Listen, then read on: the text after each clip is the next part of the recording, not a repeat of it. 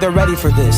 You know what time it is? It's about that time of the week to showcase what you got, the talent that we have. It's a whole lot. You can sing, you can dance, you can rap, you can write. It doesn't matter. You know what time it is? Put your hands in the sky and wave them side to side. Every foot alive. It's Talented Thursday with Kimberly Eichelle. Let's go.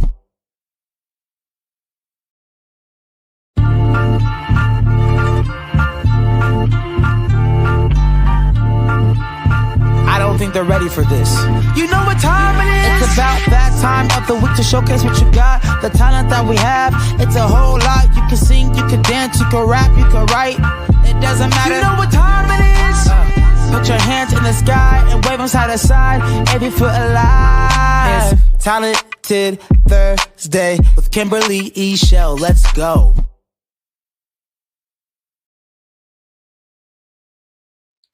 Hey, everybody. Let's go. Let's go. Let's go. Welcome to another episode of Talented Thursdays. I'm your girl, Kimberly Eichelle, and I am so happy that you all are here with me yet another week. Let me just say today, y'all know what I'm going to say. It seems like it happens all the time, but today has been challenging, leading up to this show. But what I have to say is that just lets me know that it's going to be good. It is going to be good. So make sure you're coming on in, that you bring a friend. Please like, share, subscribe to the YouTube channel, Kimberly Talented Television with Kimberly Eichelle. I need you all to tune in tonight because tonight I have a gentleman who has a story to tell. So for those of you who are dropping into the room, make sure that you're sending your comments. Tell me where you're watching from.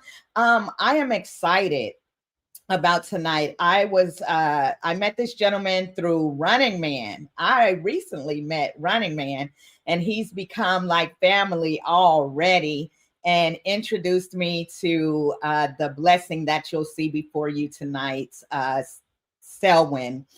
He has such a powerful testimony. So keep tapping in. But I do want to talk to you all about something tonight. First of all, again, welcome to those of you who are watching from Instagram, YouTube, Facebook, Vegas, Praise Radio. Hello, hello, hello. Thank you again for watching. I appreciate you all. You don't know how much it means to me to just be able to share my gift and the stories of so many talented people and artists out there. Hello to Michael Hollis. Thank you so much for dropping in and watching tonight. Blessings to you for sure. Now, let me just say, I just want to digress for a little bit and share with you all that today is September 11th, as you know, 9/11. And this year, or this date years ago, I remember it like it was yesterday. So on September 11th, I lost my job. My boss came into the office and she said to me, I'm sorry to tell you, babe, but we got to let you go. We're downsizing and we got to let you go. And I just felt like, okay, that came out of nowhere, She said, but, we're going to go ahead and give you a severance pay, but the company is downsizing and we have to let you go. So I thought I was having a bad day, right? Until I left the office and I got to my next location and I saw what was happening in our country. And of course, that was the terrorist attacks from 9/11. So 911 emergency, right? So can you all imagine how many times that emergency number was dialed that day? I read an article that my mom sent to me recently, and it was by Madeline Holly Carruthers. I want to get her name correct. And she wrote an article last year called Remembering 9/11 Through a Black Lens. Actually, it was 2023 when she wrote that. And so I was reading her article and I took some things from it, just some notes in my head and some things that I wanted to share with you all tonight as we just talk about this before I bring my guest in. The attacks was one of the deadliest terrorist attacks here in the U.S. and took the lives of close to 3,000 people. So again, I thought I was having a bad day, but didn't realize that America was going to have one of its baddest or worst, days in history. Wanda Anita Green and Cece Lyles was a flight attendant for United Airlines Flight 93. Cece phoned her husband to tell him that she loved him and her children. It's told that they prayed together before she and other passengers attempted to overtake the hijackers. They crashed in a field versus into the building or the towers, and they have been credited with saving numerous lives. Asia Cottom and Rodney Dickens were young scholars. Asia was in 6th grade, and Rodney was an elementary school student. They were both traveling with their teachers on American Airlines Flight 77. And unfortunately, they never made it to their destination where they were going to California to a National Geographic event. Gerard Baptiste, Vernon Cherry, Terrell Coleman, Andre Fletcher, Keith Glasgow, Ronnie Henderson, William Henry, Carl Joseph, Keith Roy Maynard, Vernon Richard, Sean Powell, and Leon Smith Jr. were all firefighters who gave their lives that day, helping to save the lives of others. Now, I have never been someone who dives deep into discussions about race, but because they are trying to erase the Black story in America, I felt it was important to give this story tonight. There are times when it's important to talk about race, especially when they're trying to erase us. Let me put it that way. I've always had friends from various backgrounds, and I know that my friends love me and I love them. However, there are people who are strangers to me who hate me already just because of the color of my skin. I don't want people who deserve to be remembered to be erased or dismissed due to their genetic makeup. So tonight, I say their names. And I ask you to join me in a moment of silence for them and each and every human being whose life was affected because of 9/11. May their memories be cherished forever. Please join me in a moment of silence.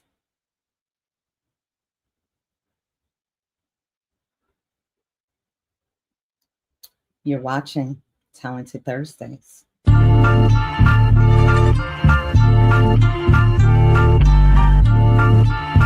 I don't think they're ready for this.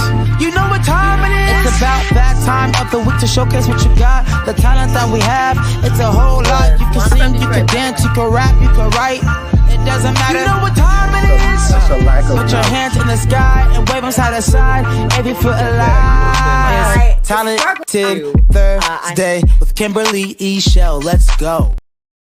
Let's go. Let's go. And Michael said, let's go. Let's go, y'all. I am so ready to get tonight started and to talk about tonight's guest. He is from Oakland, California, and is a writer, life coach, community activist, and more, who truly has a testimony.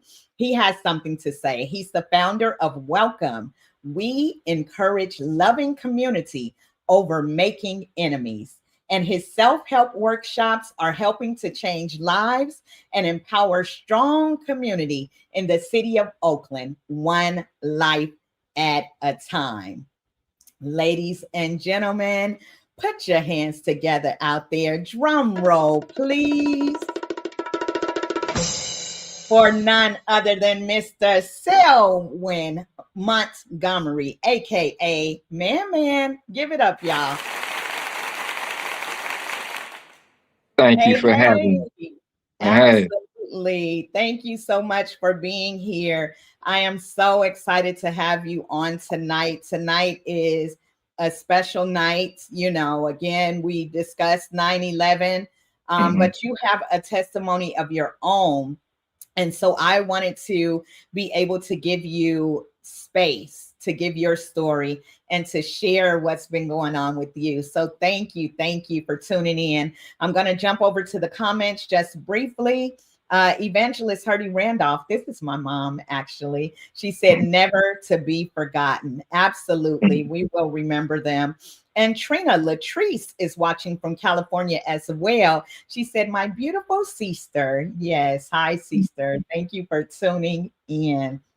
So, man, I want you, first of all, the first thing we do on Talented Thursdays is rep your city, okay? So I need you to rep Oakland. I need, for those who have never been to Oakland before, I want you to tell them either something they need to taste, experience, do while they're in Oakland. Rep your city for me.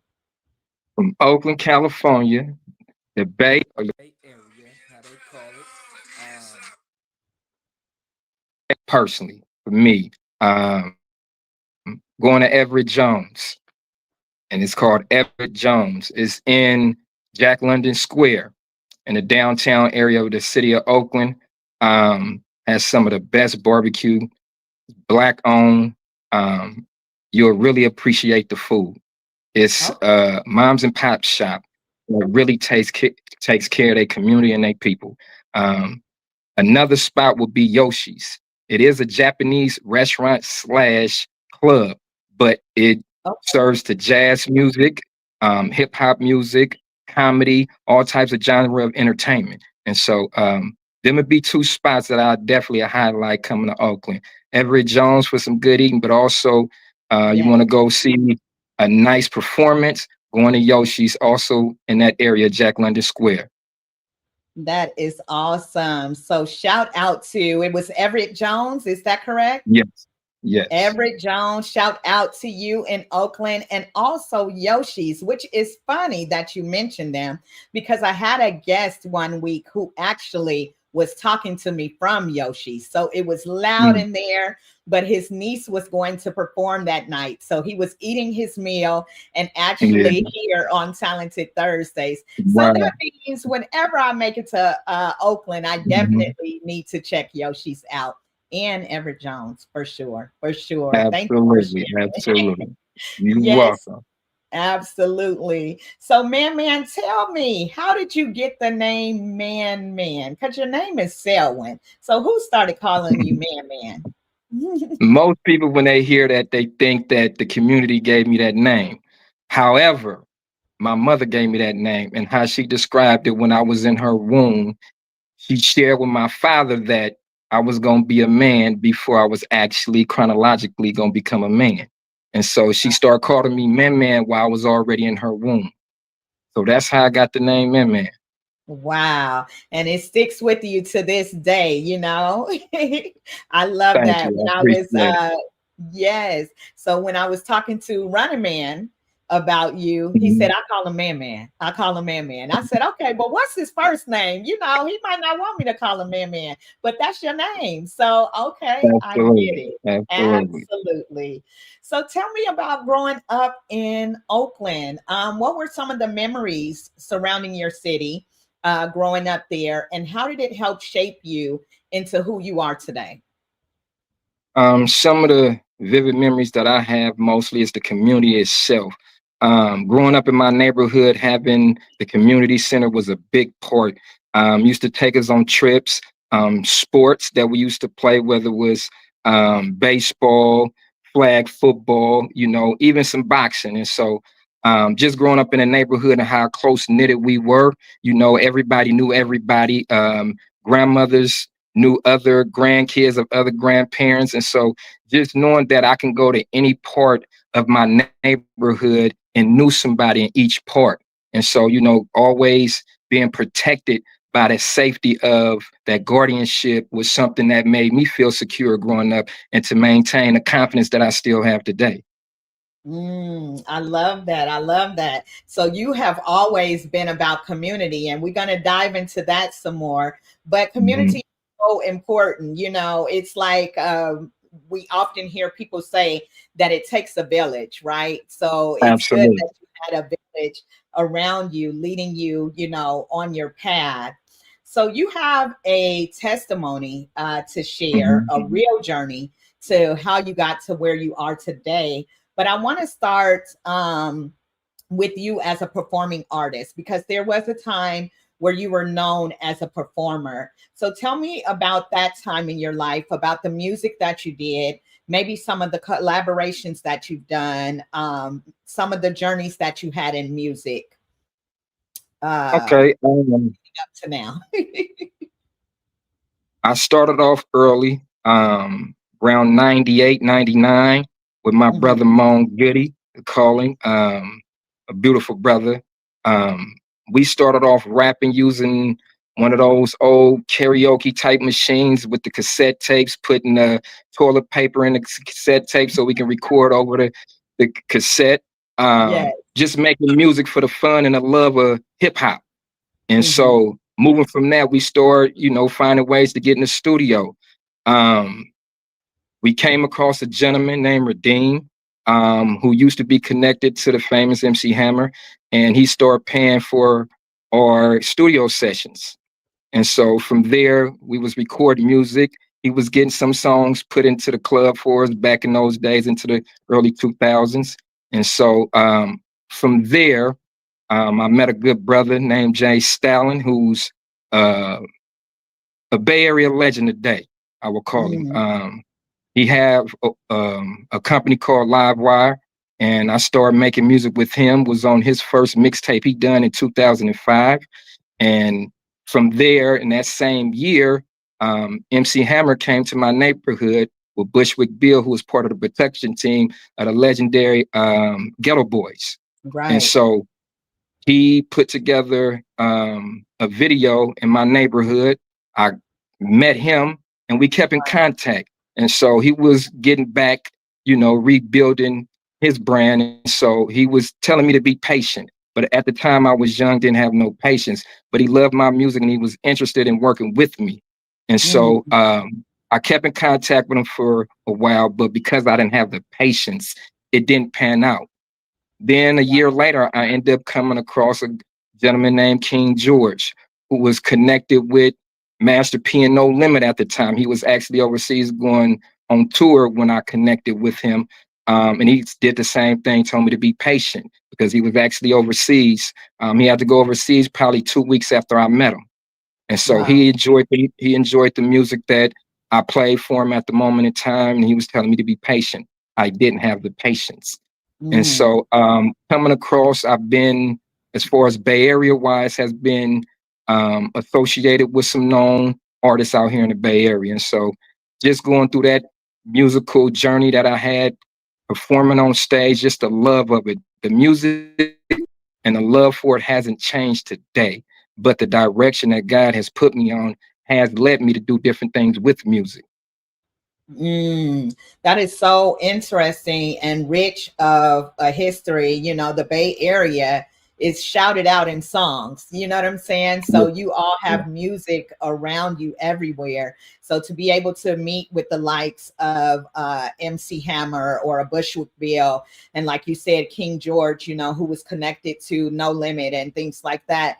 Mhm. Man, you have such a rich history, but like you said, you were taken in a different direction. So when I Mhm. spoke with you, you know, briefly the other day, you mentioned that you didn't really want to be a performing artist anymore. Mhm. Um, you mentioned that you didn't like the spotlight and you prefer not to be an artist at this time. What shifted your desire? So when did you realize that God was taking you in a different direction?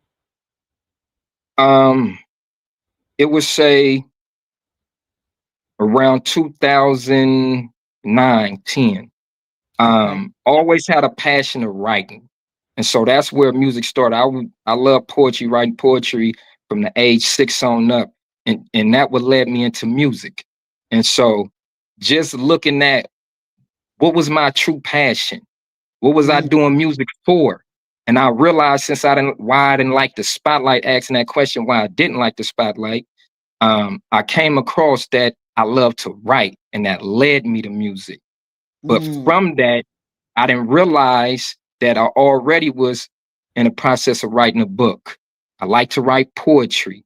You know, I okay. was writing curriculum, and those things helped me realize that I just like writing, period. It gave me a sense of peace within myself. It gave me a connection to a higher power that I didn't realize at the time and couldn't connect to, because Right. at the time I was seeking things that was materialistic. And so I was Mm, blinded by what my true passion was, based on what I was desiring at the moment of my journey, which was a material gain. got you. Got you. So again, you're not performing as an artist, but like you said, you Mhm. are a writer. So your creativity still flows. You are still talented, and your creativity flows through writing. And you're actually interested in getting your songs to performers who will be able to convey your message artistically. So tell me a little about the process of how you write, because each, writer, music Mhm. comes to them different, and share the lyrics to one of your writings with me. So just a few lyrics, but also talk about the process of writing, how that works for you.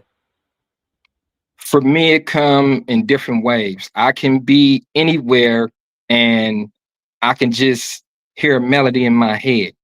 And from that Mm, melody, words would start to formulate. And I would say that would be the higher power as well that allow those things to come to me. That is the gift that God has presented me with. And right. sometimes it may be I'm watching something, whether it's something on television or I'm watching some people at the time. They can be at the park playing, and I just get ideas that just come naturally to my head, and I formulate a song through that way. So it depends the setting and environment that I'm in, but the creative juices is always flowing, and the ideas always coming. I love that. I love that. So creativity can hit you and spark something at any moment. Any moment.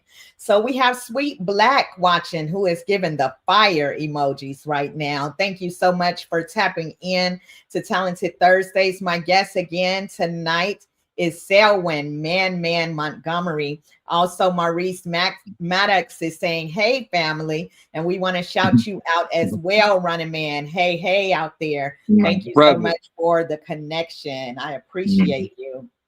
Yes, indeed. So again, you want to write for artists, and you actually have a song right now that you're shopping for an artist. And so for singers that are out there or performers that are out there, how would they contact you to get some of these songs that you are really just positioning for them? They can contact me on my social media, which my Instagram is welcome_workshop. That is welcome_workshop. Or you can reach me on my Facebook, which is Selwyn Montgomery, my government name. You can reach me on TikTok, which is gifted with ED at the end, man. Or I am willing to do something most people won't do, is give my personal cell phone number, because I can always block you if you're not coming correct. But Come on. area code 510-938-6538. Again, 510-6538. And There so you you can are. contact me on all those platforms, and also my personal line, if you long as you come correct and respectfully. Absolutely. Now, where else can y'all get information like that? I mean, this is a hookup. You all are being blessed tonight by Selwyn Montgomery.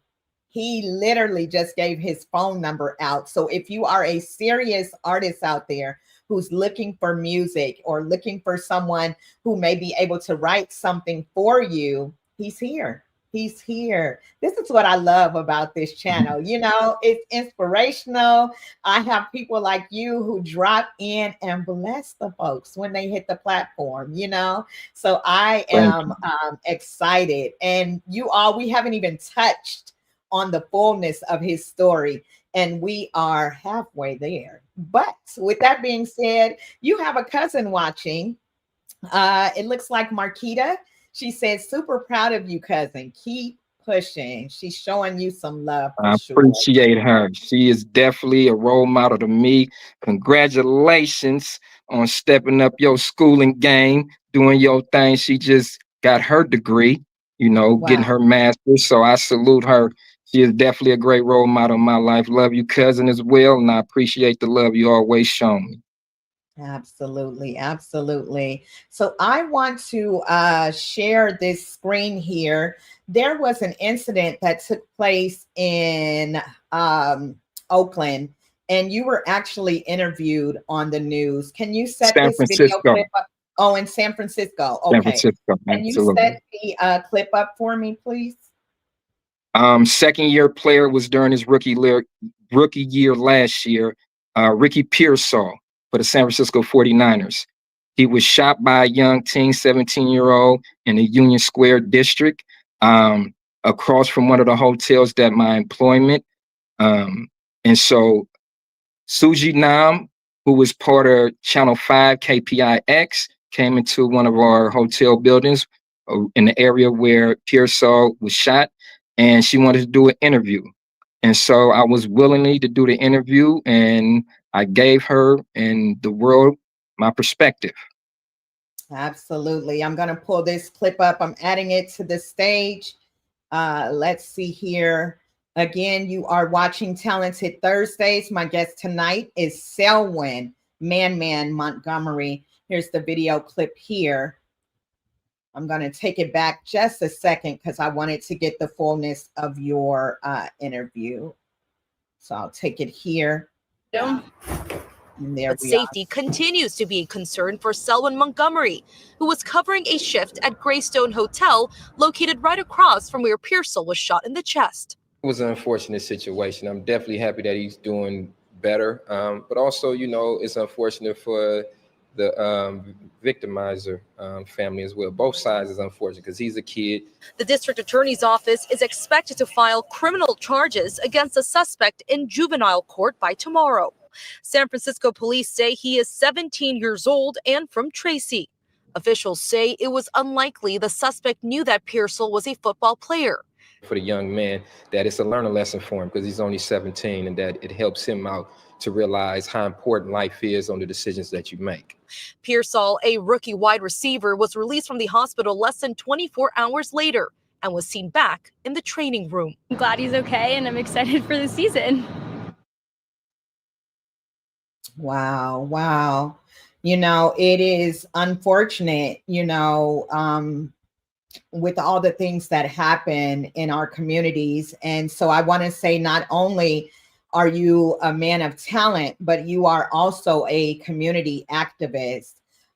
So you were able to talk about the person who was shot. You also, talked about the gentleman that shot him, or the young person that shot him. Again, he was only 17 years old. So that changed the lives of both families. But I want to go back and talk about, you being born and raised in Oakland. And although you love your community, it brought some challenges to your personal life as well. You shared with me that you were shot in 2010 yourself. You were shot. You currently have a rod in your leg and a screws, I should say, up to your thigh. You were told that you may never walk again. What happened during that time in your life, and how did that experience change your outlook on life? I was in the streets, to be honest with you, to be honest and transparent about it. And it was a situation where I ended up getting shot. And so in that process, during my recovery process, I went through a lot. I was questioning a lot, even questioning God, question myself, question my loved ones who was always there to support me. And so my behavior kind of spiraled in the process of me recovering physically. And so I had nights where I cried. I had nights where I couldn't sleep. The anxiety and insomnia that was going on inside me made me paranoid. And so now I became belligerent at times and aggressive towards the ones that actually supported me and I should have been leaning on for comfort, but I wasn't, and more so isolating myself and distancing myself from those who really just want to help me. And so it taught me a greater lesson later on after I reflect on it, that in those times when we're going through what we're going through, community is even more valuable. But because our trauma that we go through and the hurt that we go through and the confusion that we develop, we end up distancing ourselves. And so from here on out, as I'm older in life, that I learn when I'm going through some, give my community an opportunity, my support system an opportunity to come help me through this process. That is rich, and it's so important. And because of who you are today and what you're doing today and how you've changed your life around, I think that it's important to hear your story and your testimony, because who you were is not who you are today. What you dealt with then is not what you're dealing with today. But I do want to give, some of the fullness of your testimony, because there are those who are watching. There are young people who are listening who needs to know that even though they may be going in the wrong direction, they don't have to stay there. They don't have to stay in the situation that they're in. There is a way out. For you, it was God. And I want you to share a lot of that. But before we even go there, I read recently that 1 in 3 Black males can expect to be incarcerated at some point in their lives. How did you find yourself becoming a part of this statistic? And that took place about a year or so after you were shot. So you were incarcerated in, I believe, 2011. So tell me about that and what that journey brought to your life. I was incarcerated September 2011 for committing crimes, multiple crimes. During that journey, during my incarceration, I went through growing pains. And I call them growing pains because I actually did learn at the end of the journey, as far as my timeline incarcerated. During that time, I came across my elders, gentlemen who helped guide me in ways that I didn't have that guidance, taught me things that, no disrespect to my support system at the time, that didn't teach me. And some things that they reminded me that my support system at home was teaching me. And so the greatest thing that I did learn is never stop being kind, no matter what you go through, no matter what somebody does to you. Because at the end of the day, you have a choice. And learning the power of choice, the freedom to choose, was the most powerful lesson that I learned during that journey. One thing I want to share with everyone about choice. Every day we wake up with this breath of life that was gifted to us. We have a choice to choose how we decide to behave out here in this world. We all have trauma. We all go through things. People hurt us. We done may hurt some people. But at the end of the day, we have a choice on how we respond or react. And I am choosing today because I've hurt a lot of people and I've been hurt.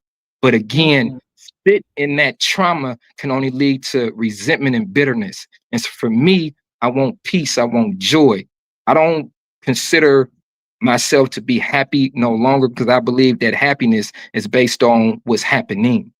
Because a lot of times when we go through things or what's happening in our lives will determine whether we're happy or not.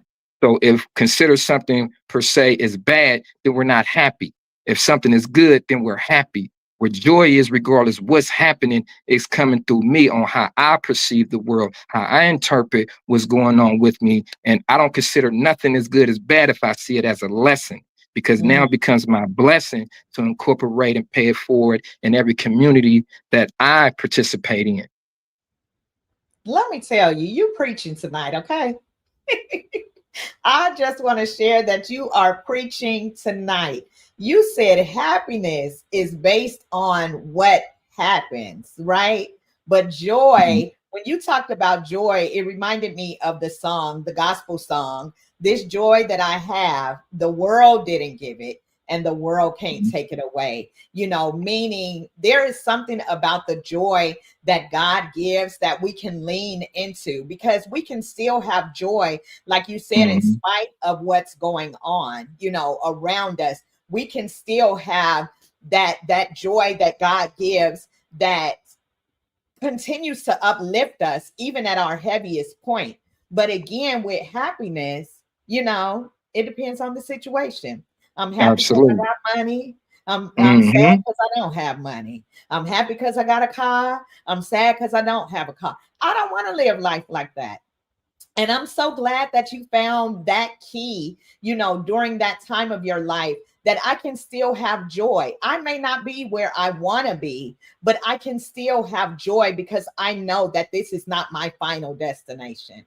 So that's good stuff. Absolutely. That's good stuff right Absolutely. there. Okay. Look at Trina Latrice out there. She said, preach, sir. Preach, sir. I know that's right. She also said happiness is temporary. And that's True. so true. True. It's based on our feelings. One day we up, one day we down, one day this person made me mad. Absolutely. I don't want my emotions to be based on something that is temporal. No way. I want to go back into the comments just briefly and run through them. I showed some of these, but I definitely want to shout them out and let the radio listeners hear as well. Michael Hollis said, brother, do your thing. I'm rooting for you. I love to hear about Appreciate good it. people. Love to hear about good people. Absolutely. Let's see. Prissy Platinum is watching. Thank you so much for watching tonight. I believe that you may be a new viewer. So thank you so much for tapping in, giving us that 100 and that salute. I appreciate it tonight. Evangelist Hurdy Randolph, again, my mother said, no man is an island. We all need Hmm. someone to help us, guide us, and love us. That is so true. That's why I love having you tonight, because we are talking about community and the importance of having a community and a village around you. We cannot do this alone. This journey in Absolutely. life, if you're trying to do this thing by yourself, at some point you're going to fall and you're going to need somebody to pick you up. So I hear people say all the time, you know, especially from our generation, it's solo dolo. I'm solo dolo. Okay, you can only be solo dolo for so long.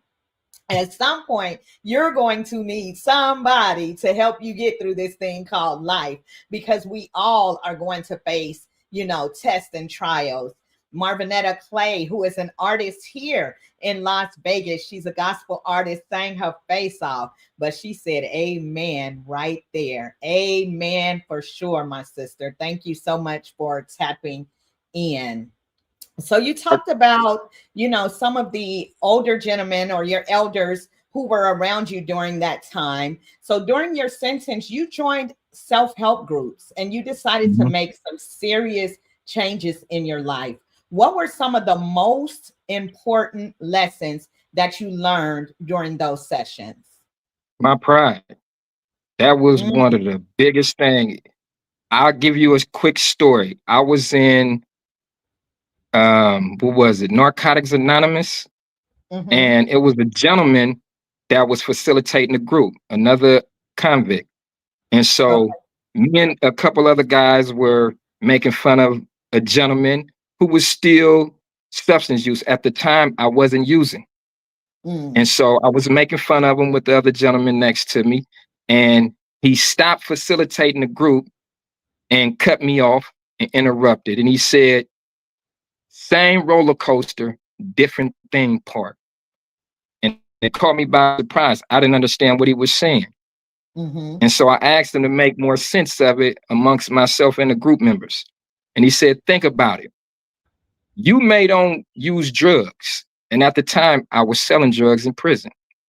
He said, but Mm, you're still part of that roller coaster. It's just a different theme park. He said, it's no different if I got out of prison and started pimping. I'm still part of that toxic roller coaster. And so that sparked something within me to start critically thinking. I said, wow, I never seen it that way. I'm still part of that roller coaster. I'm right. feeding what I'm talking about. And so from there, it led me to a journey which he provided some books for my taste. And that began a journey of seeking for myself.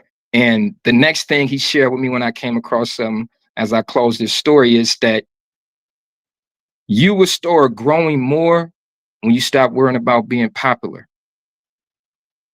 And so Say when he it said again. that, he said you will grow exponentially when you stop Mhm. worrying about being popular. And when he said it at the time, I was defensive. I said, I'm not trying to be popular. He said, if you wasn't trying to be popular, then your pride wouldn't be in the way. And that's set for me for months and some years. That was said to me when he paroled. He was incarcerated from 1968 to 2014. I was with him in 2014 when he paroled. It was 44 years. From 2014 until 2020, around the time where I had the revelation. So that seed was planted in 2014, but it took 6 years for me to grasp what he was really saying. And so when I look further within myself, when I thought about the pride, is that I was stubborn to the fact of not considering anything outside of my own thinking. And that Mm. hindsight biases where I only see what I want to see didn't allow me to realize that my ego wanted to put me at the forefront of every interaction, every decision, because it was more about competition than compliment, which compliment led me to be proactive in learning more about community and how to be more proactive for community. Wow. Wow. Wow. You know, you got these comments coming in. Trina is saying, woo, that is deep. I have an aunt who's watching tonight. She also said that's deep. Carolyn Bishop Bailey out of Indiana. Trina said, you are preaching on today. I know that's right. And Marvinetta said, oh my, pride can keep you so off and closed minded. So very true. So very true. You know, man, it's been said that if you fail to plan, you plan to fail. So true. To fail. Absolutely. Yes. So in our conversation that we had, you told me that you have created a 10-year plan for your life. What are some of the goals you've made and what have you accomplished thus far? My first goal that's more dear to me than anything is in every interaction, put my best foot forward on how I treat people. Because at Mm, the end of the day, when you realize what life is truly about, the true riches is about the relationships. Because if we go to scripture, when Christ said the greatest two commandments is first love your God with all your heart and all your soul. And number two is to love thy neighbor as you love yourself. That's about relationships. And the yes. first human relationship we have is in the womb of our mother, whether we stay with our biological mother or not. That is the first relationship. And from then, you move on to other relationships, whether it's relatives, whether it's your neighborhood, your work site, your school. But this one thing I made a connection to. When you look at the word dependent, codependent, independent, which a lot of people get cling to and attached to, and then interdependent. The common denominator of all those words is dependent. That means Depend. we all need to lean on somebody and be mindful of that. And so for me, learning that the true riches, no matter when I did have some good money, that it didn't matter if I didn't build and value and cherish those relationships. And so now me today on who I am and who I be, I value relationships more than anything. Mm, that is so good. That's so good, you know, because again, none of us can do this thing alone. And to be mindful of when I make interactions, when I converse with somebody, when I meet someone, I want to put my best foot forward. Mhm. That's a lot. And it also takes an attitude of humility, meaning I don't always have to be the Mhm. biggest person in the room. And if I Absolutely. am the biggest person in the room, I need to change rooms because then how will I grow? You know, I want to be there to sow into others, of course, but I don't want to be there forever because I need to be able to get to my next level. So I love Mhm. that on your journey, you have discovered, you know, that first of all, we're all God's children. So we do need to Absolutely. treat each other with love and respect, you know, and you may not, here's the thing. What you're giving out, you may not get in return. But if that's what God has called you to do, you still have to do it with all your might. You know, Absolutely. it's like a story that I was sharing with someone recently. They were asking about, you know, some of the doors that I've been in and people that I've been able to interview. And I told them, sometimes you'll get a yes, and sometimes you'll get a no. And some people are going to be nice. And I don't care what arena you're in, whether it be secular or gospel, some people are Mhm. going to be rude. But I am called to be who God called me to be. You get what I'm saying? So you have to Amen. be able to let some of those things just roll off of your back and not affect you. You know, you can't Mhm. let it affect you and change who God is calling you to. So I love that you said it starts with relationships. That's one of the biggest things that you have learned thus far and that you've been applying. So there are people who have never been locked down, but still don't know where to start in creating a life plan. So, for those who need help with creating their plan for life, because it's important that we write the vision and make it plain. The Mhm. Bible tells us Mhm. that. And sometimes we Mhm. don't get anywhere because we have not written that vision down. So, for those Mhm. who don't know where to start, where would you advise them to start? How would they? You did a 10, let me just say that's huge. A 10-year plan, though, Mhm. people are writing tomorrow's plan. You get what I'm saying? Absolutely. Your Absolutely. vision is way further ahead than most people. So help those of us who are watching and listening to know where to start because someone wants to start tonight. Well, with my clients as a life coach, I have a form that's a 30-day gratitude form. I Mm, believe it starts with learning what you're grateful for. That come is on. the start of anything in life. If you don't know what you're grateful for, which we all can figure that out with some reflection, now you can start that journey, the beginning stage of what you truly value. By you Mhm. knowing what you're grateful for, those are setting your values. That's the first thing I do with clients. Following that will be principles that you adhere to that will protect those values. And so we will start there with the value system based off what you're grateful for, and then setting principles up to build those boundaries to protect those values. From there, we'll get into your interests. What are you interested in? Also, what you dislike, because this the key to that part. We all know things that we like and we dislike.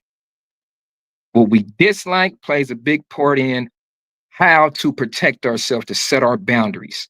And what we do like is how we build our support system. And so by identifying what you're interested in, you could say, hey, I like to go to concerts. Okay, that's fine. So knowing you're going to concerts, but that consider a large mass of people. And now you will have different personalities, different behaviors there. Now, how can we protect you in every aspect when you go into those concerts? And so I will build from there and so on to give you the short version on how we can figure out to get to that 10-year plan. It's step by step. You got to hit with the basics before you can start going to those goals. For one, before you hit a goal, you got to know what you're grateful for. And then from the goals, we'll create a plan. With that plan, we'll create a scheduling. And from that scheduler, there comes the accountability part. Good stuff. Good stuff. Look, Trina said 10 years. Shoot, I'm still working on PTT. Plan tomorrow, today. I like that. Yes. PTC. That's a good one. Let me tell That's a you, good one. I'm still working on some stuff like that. PTT, okay? So you are dropping some great nuggets. And like you said, to know what you dislike and setting boundaries. That is so good, Selwyn. Setting Mhm. boundaries because a lot of times we don't even set boundaries. And that's how we get into trouble and that's how we get in relationships that we shouldn't be in. Mhm. But know what you don't like and don't stand for what you don't like. It's okay. I told someone recently, it's okay to say no. No is a whole Absolutely. answer. It's a whole answer. If I don't want to do it, no, no. Absolutely. And And it's I okay. will be writing a book called The Power of No. I learned Come that on. in prison as well. That is powerful. The word no. Because too many times we are encouraged and more so manipulated and coerced to say yes too often. But the power of no is setting your boundaries and protecting your best interests. Talk about it. Talk about it. So I was doing some research, and I found that you would recommend a book. That book is called Three Things People Want to Know About You by Ernest, I believe it's Fenelon. So using Yes. some of the principles of that book, what are some things that you would like people to know about you? My greatest principle that I have today is honesty. First, honesty with myself. It don't matter so much me being honest with others. That is secondary. I got to be honest with myself. Because if I'm lying to myself, then I can't protect my best interests. Because now I have a mask on where I can't identify what's really healthy for me. Because obviously I'm not living my truth. And so for me, by me being honest, that allows me to identify what I truly want in life. What is my true passion?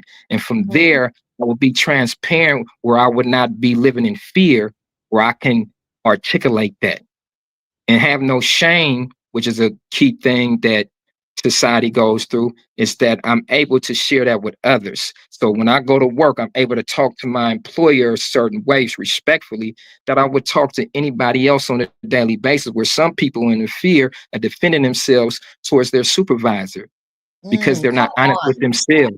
They're not transparent with themselves. And them employers take advantage of that. Or you may be in a certain group of individuals where you appreciate them, you admire them. And now you don't want to be honest with them about what you think and how you feel because you're worrying about being judged. And so part of my curriculums that I have built is based off self-concept, self-esteem, and self-worth, because a lot of people don't even understand what they mean. They don't know the definition of them, the linguistics of it. And so for me, understanding what self-concept really means, my thoughts and beliefs about myself, and then my self-esteem, how I feel about those thoughts and those beliefs, and then my self-worth or inherent worth, the values part of it, how I appreciate myself, and it's not dictated by society. And so for me, learning those three things, just briefly stating, has meant the world to me. And it allowed me to get promoted in my employment, where you seen on that video about the NFL player Pearsall when I was a desk clerk. Now I'm a case manager. And so I'm able to help individuals. And so building things we're going to talk about soon, help me build the platforms I'm building now. Wow. You dropping nuggets on tonight. I just want you to know you are dropping some nuggets and they Thank are you. good. They are very good. We are flowing through this night. Let me just tell you, it's almost been an hour, believe it or not, but it's been so good. So I do want to touch on and I don't know why tonight, y'all. I'm trying to be here and things are happening, but we're going to keep flowing it. Okay. So, excuse me to those who are watching. But anyway, I want to talk about you as the founder. You are a founder of Welcome, WELCOME, which stands for We Encourage Loving Community Over Making Enemies. Tell me about your organization and what it means to the residents, the people of Oakland. While in prison, I had a revelation. I love acronyms, but this acronym came to me in my sleep. And so that is a God-given gift that he wanted me to put out into the world. And so coming home, I thought about while I was in prison and just thinking about how I have these groups and how it affected my life, and thinking about what's out there. And you have some groups and you have nonprofits that look and do support the community. But for the most part, to get the information that can really help us, it's not out there as much, let alone provided the way it needs to be provided. Most people have nonprofits where it's providing essential needs, housing, food, clothing, all those things that are essential and definitely valuable.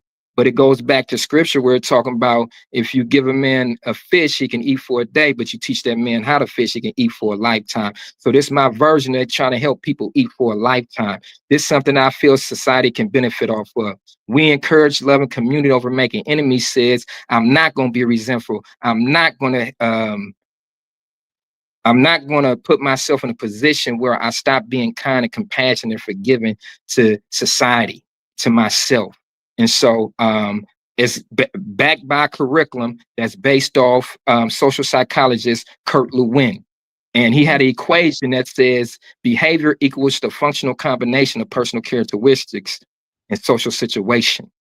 And so understanding that your personal characteristics, when you go in your environment, affects your environment, but also in turn, your environment affects the personal characteristics. That's why when we talk about roles, when I go to work, I'm different from when I'm at church. When I'm at church, I'm different when I'm home. When I'm at home, I'm different when my girls partying or with my fellas out partying. And so it's just sharing with you that how do I go about my day within my communities, how to bring out the best characteristics in me and qualities, and how to impact my community, influence my community in a positive way. But also when I go in my community, how to identify those toxic characteristics that I don't need to walk away with, and I can wipe them off before I enter my home. Good stuff. Good stuff. Well, you are certainly making a difference. You've also been collaborating with other organizations such as RAAW, Rescuing Amazing Adolescent Warriors. You've touched on this some tonight, but my question is, why is collaboration important to the Welcome Foundation? So you talked about, just community and such, but what does the collaborations mean to you? That's what community stand for. Togetherness. When we come together, teamwork. And what team stands for? Together, everyone achieves more. Think about anybody who do anything isolated. What are the results? And I'll leave up for the listeners to figure it out for themselves. I'll have a saying, food for thought or be a fool that's lost. Let me say that again. Food for thought or be a fool that's lost. Because when you come together and you collaborate, now you're complementing each other for each skill set that we all, God have gifted us. Everyone possess something that another person don't have. And so by collaborating, we're able to bring multitude of things together in one setting. That way, whoever receives those benefits get a multitude of blessings through us. Absolutely. So good. I'm going to jump into the comments again as we start wrapping things up. Again, tonight's guest is Selwyn Montgomery out of Oakland, California. Look, when I said Oakland, I thought Oaktown 357. So that tells you, what my generation is. But anyway, that's what I know what you're talking about. You know what I'm talking about? Absolutely. Yes, indeed. So, Absolutely. Oaktown. But I'm jumping in just quickly into the comments here. Evangelist Hurdy Randolph said, people say I am honest to a fault, but I must be honest to myself first. Then it's easy to be honest with someone else. Absolutely. If we are not honest with ourselves, we cannot be honest with anyone else because we lying to ourselves. How am I gonna tell you the truth when I can't even look my own self in the mirror? So you are, I mean, if I can't look myself in the mirror and tell myself the truth, then how am I gonna look at you? Also, with that honesty, the person might be interpreting that, are you compromising? You could be honest, but are you compromising yourself to a certain degree? Yes, indeed. Yes, indeed. Michael Hollis is watching. Hey, he said, bro, you have deep views to the point where it gravitates towards you, or where I gravitate for you, maybe towards you, to have you thinking. I don't treat it as information. I take it as food for thought and soul speak. And soul. Let me say that again. I don't treat it as information. I take it as food for thought and soul. Speak on it, brother. We listening. So he is listening out there. We are listening. We are all listening. on tonight. You have definitely been an excellent guest, dropping so many different words of wisdom. Trina Latrice, who is also in the California area, more in the Inland Empire area, said, we need an online Zoom course, please. This is so good. Looks like Reach out, people are reach asking out. for you to come back, okay? Just reach Yes, out to my indeed. social media, my phone number, 510-938-6538. Reach out. We can collaborate. It ain't for There me. you go. God gifted me to share with everybody. So if you want to join in, I'm willing to welcome with open arms, because welcome is a universal greeting, but more so, it's an embracement to embrace Mm. one another. So I welcome you. Come on. That's good stuff. Good stuff. Marquita is clapping it up out there. And she said this was a great segment. It really has been, Marquita. Your cousin is dropping some knowledge on the people here. I am so excited to see what he is doing in the Oakland area. And I don't believe that it's going to stop there. I just believe that it's going to continue. As we said, I was able to just have a word of prayer before we started, and I shared with Man that I believe that this is going to go beyond Oakland. As he continues to let God Absolutely. use him, it can go anywhere around the world. And so I'm so excited, and I am even going to go back and watch this show again because I don't want to miss a thing. You remember that song? Don't want to miss a thing. Absolutely. Okay, I'm telling my age again, but you get what I'm saying. Absolutely. I caught you. We have Crayola, maybe Crayola Brown Monet. Hello, hello. Selwyn is an example of grow through what you go through. Selwyn is an example of grow through what you go through. Yes, indeed. That is Appreciate good that, right Monet. there. Yes, indeed. Good stuff. Good stuff. Thank you all so much for tapping in tonight. This has been an excellent, excellent time. Let me see what we're gonna do. Let's do a quick rapid fire. I just want to do a rapid fire with you. Absolutely. You can talk about the first thing that comes to mind, and then we're gonna get out of here. Make sure that you all tell someone about Talented Thursdays, Talented Television. Make sure that you like, comment, subscribe, all of those things. And if you're interested yourself in being a guest or someone that you may know, please email me. Look, I want to reach out to the people too.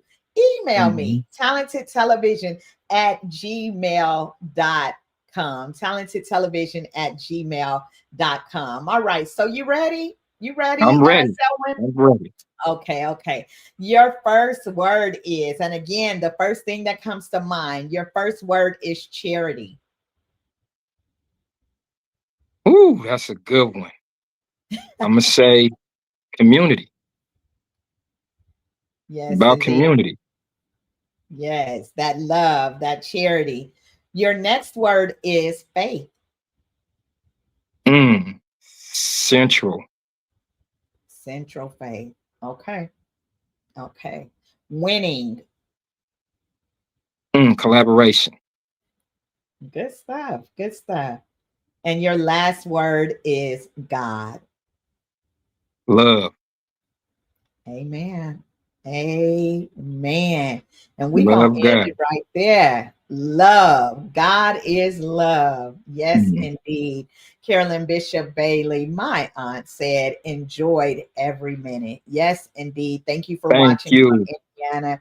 This has been a great time. Diane Oliver said, I'm so proud of you, Selwyn. Yes, indeed. Again, you are doing great things in your community. And I believe that the best is yet to come. So whenever you want to come back, Selwyn, just let me know, okay? You are open Absolutely. to come back to Talented Thursdays or Talented Television, which is our, episode that plays on YouTube as well. I would love to have you. Diane Oliver also says, sending love and prayers all the way from Pete, St. thank you. Yes, indeed. We I would like appreciate to say I can't go without saying thank you, Kimberly. Everyone Mm, subscribe to her. Follow her on all platforms. She is a beautiful spirit that's doing great things herself, and she really care about community. She care about lifting us up and empowering us through her platforms, but more importantly, just touching a life based on she care.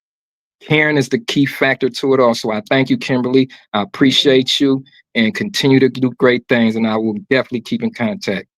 Thank you so much. That means a lot. Thank you so much.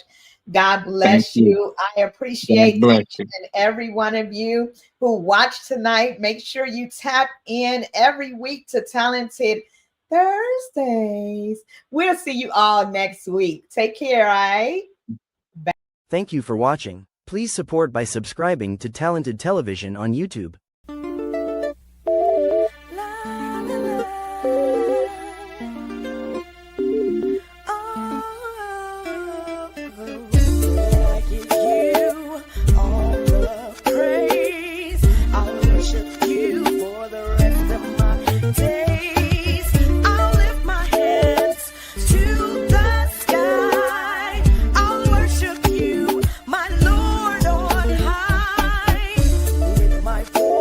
I was